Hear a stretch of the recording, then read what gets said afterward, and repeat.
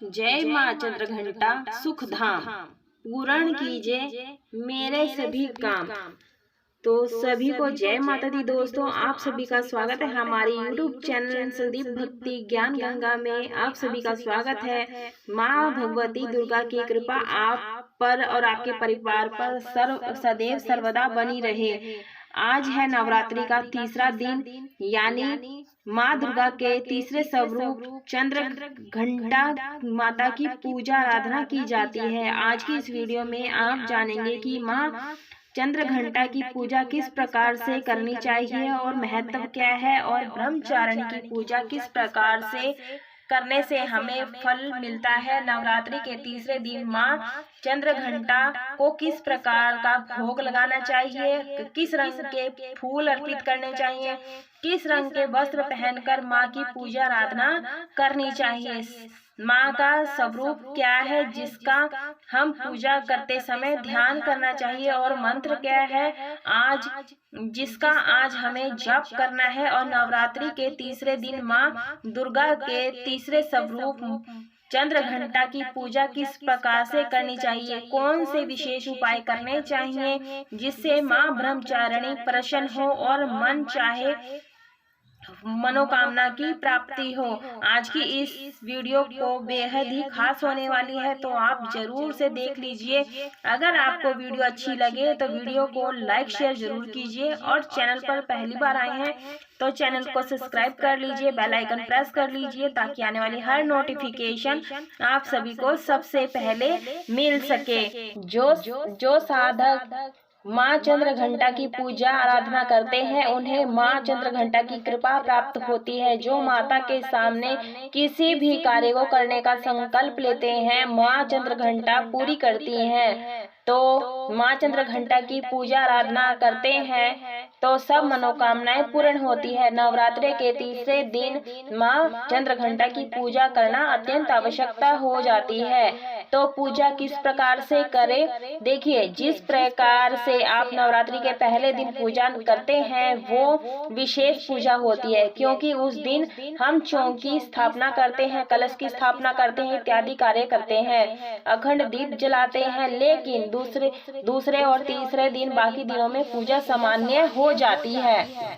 माँ दुर्गा की तीसरी शक्ति है चंद्रघंटा। नवरात्रि में तीसरे दिन इसी देवी की पूजा आराधना की जाती है, और देवी का यह स्वरूप परम शांतिदायक और कल्याणकारी है। इसलिए इसे कहा जाता है कि माता चंद्रघंटा असुरों के विनाश हेतु नवरात्रि के 9 दिनों देवियों में तीसरे स्वरूप में अवतरित हुई थी। तो माता नवरात्रि के 9 दिनों में तीसरा दिन माता चंद्रघंटा का होता है।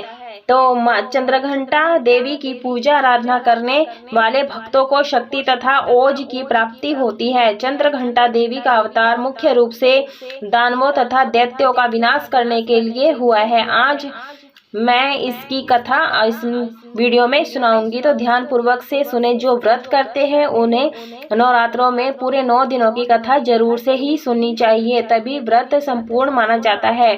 चंद्र माता की कथा इस प्रकार से है। माता चंद्रघंटा असुरों के विनाश हेतु नवरात्रि के 9 देवियों में तीसरे रूप में अवतरित हुई थी।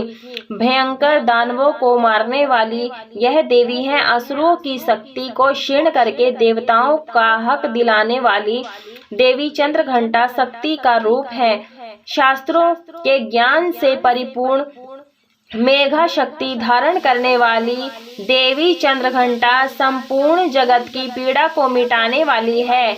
आपका मुख मंद मुस्कान से कांतिवान, निर्मल, अलौकिक तथा चंद्रमा के बिंब प्रतीक का ऐसा उज्जवल है। ऐसा दिव्य स्वरूप देखकर ही महिषासुर ने भी देवी के अलौकिक स्वरूप पर प्रहार किया। उनके प्रेम स्नेह का रूप तब भयंकर ज्वालामुखी की भांति लाल होने लगा।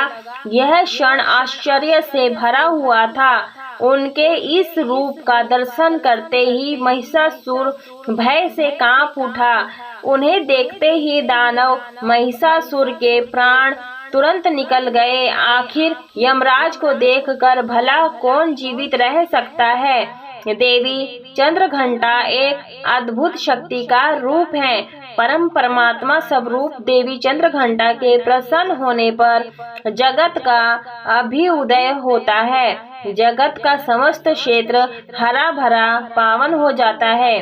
परंतु देवी चंद्रघंटा के क्रोध में आ जाने पर तत्काल ही असंख्य कुलों का सर्वनाश हो जाता है।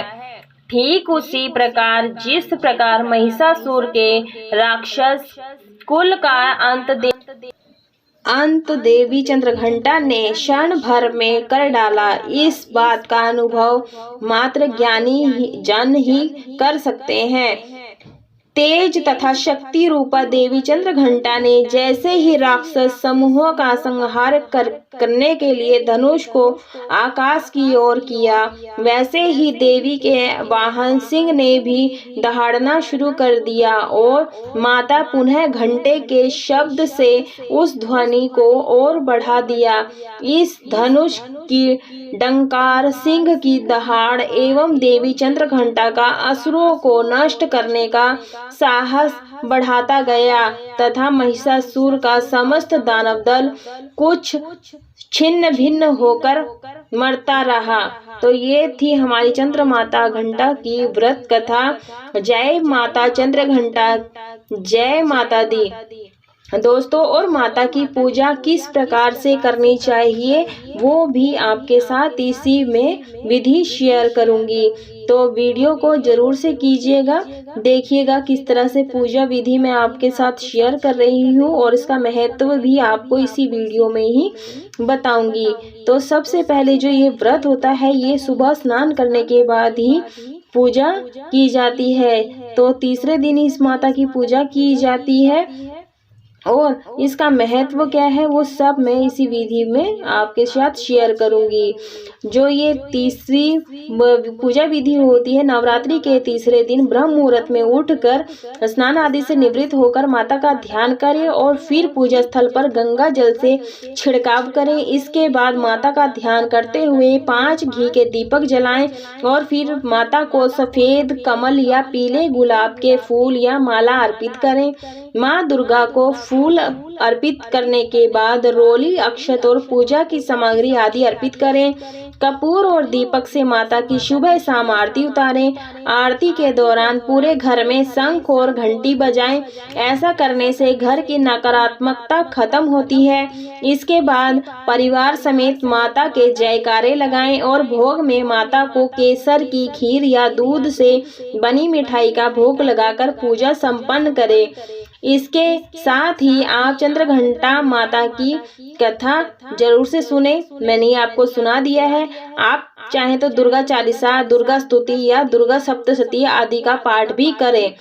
शाम के समय में भी माता की आरती करें और ध्यान करें, भोग लगाएं। आरती भी कर सकते हैं और मंत्र भी कर सकते हैं। मंत्र आपको जो आते हो आप बोल सकते हैं। तो ये थी हमारी पूरी संपूर्ण कथा और पूजा विधि किस प्रकार से करनी चाहिए वो सब मैंने आपके साथ इस वीडियो में शेयर कर दिया है। अगर आपको जरा सा भी पसंद आई है तो लाइक शेयर जरूर कीजिए और हमारे चैनल को सब्सक्राइब कर लीजिए। जय माता दी। दोस्तों, कमेंट बॉक्स में जरूर लिखें। नवरात्रि में रोज की भांति सबसे पहले कलश की पूजा कर माता कुष्मांडा को नमन करें। हो सके तो कुष्मांडा माता की पूजा में बैठने के लिए हरे या संतरी रंग के कपड़े पहने। और नवरात्रि के चौथे दिन माँ कुष्मांडा की पूजा होती है। माँ के इस रूप को लेकर मान्यता है कि इन्होंने ही संसार की रचना की है। इन्हें दुखों को हरने वाली माँ कहा जाता है। सूर्य इनका निवास स्थान माना गया है, इसलिए माता इस स्वरूप के पीछे सूर्य का तेज दर्शाया जाता है। इनके 8 हाथ हैं और सवारी शेर है। तो माता की कथा इस प्रकार से है, ध्यान लगाकर सुनिएगा। नवरात्रि में चौथे दिन देवी कुष्मांडा के रूप में पूजा जाता है। अपनी मंद हल्की हंसी के द्वारा अंड यानी ब्रह्मांड को उत्पन्न करने के कारण इस देवी को कुष्मांडा नाम से अभिहित किया गया है। जब सृष्टि नहीं थी, चारों तरफ अंधकार ही अंधकार था, तब इसी देवी ने अपने ईशत हास्य से ब्रह्मांड की रचना की थी। इसलिए इसे सृष्टि की आदि स्वरूपा या आदि शक्ति कहा गया है। इस देवी की 8 भुजाएं हैं, इसलिए अष्टभुजा कहलाई। इनके 7 हाथों में क्रमशः कमंडल, धनुष, बाण, कमल, पुष्प, अमृतपूर्ण, कलश, चक्र तथा गदा है। 8वें हाथ में सभी सिद्धियों और निधियों को देने वाली जाप माला है। इस देवी का वाहन सिंह है और इन्हें कुम्हड़े की बलि प्रिय है। संस्कृत में कुम्हड़े को कुष्मांड कहते हैं, इसलिए इस देवी को कुष्मांडा। इस देवी का वास सूर्यमंडल के भीतर लोक में है। सूर्य लोक में रहने की क्षमता केवल इन्हीं में है, इसलिए इनके शरीर की कांति और प्रभा सूर्य की भांति ही दीप्यमान है। इनके ही तेज से 10 दिशाएं अलौकिक हैं। ब्रह्मांड की सभी वस्तुएं और प्राणियों में इन्हीं का तेज व्यापक है। अचंचल और पवित्र मन से नवरात्रि के चौथे दिन इस देवी की पूजा आराधना करना चाहिए। इससे भक्तों के रोगों और शोकों का नाश होता है तथा उसे आयु, यश, बल और आरोग्य प्राप्त होता है। ये देवी अल्पीय सेवा और भक्ति से ही प्रसन्न होकर आशीर्वाद देती हैं। सच्चे मन से पूजा करने वाले को गुण सुगमता से परम पद प्राप्त हो जाता है। कैसे देवी का नाम पड़ा कुष्मांडा? कुष्मांडा का अर्थ है कुम्हड़ा। माँ दुर्गा असुरों के अत्याचार से संसार से मुक्त करने के लिए कुष्मांडा अवतार में प्रकट हुई। पौराणिक मान्यता के अनुसार इन्हीं ने पूरे ब्रह्मांड की रचना की है। ऐसी मान्यता है कि पूजा के दौरान उनकी कुम्हड़े की बलि दी जाए तो वे प्रसन्न होती हैं। ब्रह्मांड और कुम्हड़े से उनका जुड़ाव होने के कारण वे कुष्मांडा के नाम से भी विख्यात हैं। कुष्मांडा का स्वरूप क्या है? चेहरे पर हल्की मुस्कान लिए कुष्मांडा की 8 भुजाएं हैं। इनके 7 हाथों में क्रमशः कमंडल, धनुष, बाण, कमल, पुष्प, कलश, चक्र और गदा है और 8वें हाथ में सभी सिद्धियों निधियों को देने वाली जाप माला है। देवी के हाथ में जो अमृत कलश है उससे वह अपने भक्तों को दीर्घायु और उत्तम स्वास्थ्य का वरदान देती है। कुष्मांडा सिंह की सवारी करती हैं जो धर्म का प्रतीक माना जाता है। और कुष्मांडा का कौन सा मंत्र करने से हमें सिद्धियां प्राप्त होती हैं? तो मंत्र यह है, या देवी सर्वभूतेषु माँ कुष्मांडा रूपेण संस्थिता नमस्तस्यै नमस्तस्यै नमस्तस्यै नमो नमः।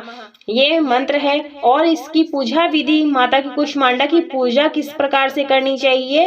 वो नवरात्रि के चौथे दिन सुबह सवेरे उठकर स्नान कर हरे रंग के वस्त्र धारण करें। माँ की मूर्ति के सामने घी का दीपक जलाएं। अब देवी को हरी इलायची, सौंफ और कुम्हड़े का भोग लगाएं। ओम कुष्मांडा देव्यै नमः मंत्र का 108 बार जाप करें।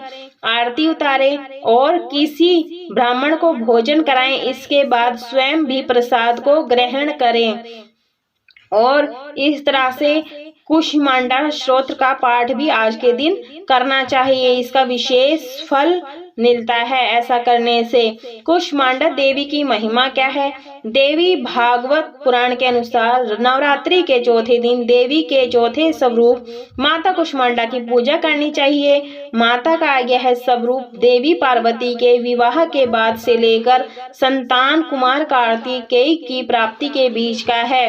इस रूप में देवी संपूर्ण सृष्टि को धारण करने वाली और उनका पालन करने वाली है और संतान की इच्छा रखने वाले लोगों को देवी के इस स्वरूप की पूजा आराधना करनी चाहिए। और माता देवी कुष्मांडा का प्रिय भोग क्या है? संस्कृत में कुष्मांड कद्दू और कुम्हारे को कहा जाता है जिसे पेठा तैयार किया जाता है। देवी ब्रह्मांड के मध्य में निवास करती है और सभी जीवों का संरक्षण करती है। उनको कुम्हरे की बलि अति प्रिय है। कुम्हरे से बना पेठा भी देवी का पसंदीदा है, इसलिए उन्हें आज के दिन प्रसाद स्वरूप पेठे का ही भोग लगाना चाहिए।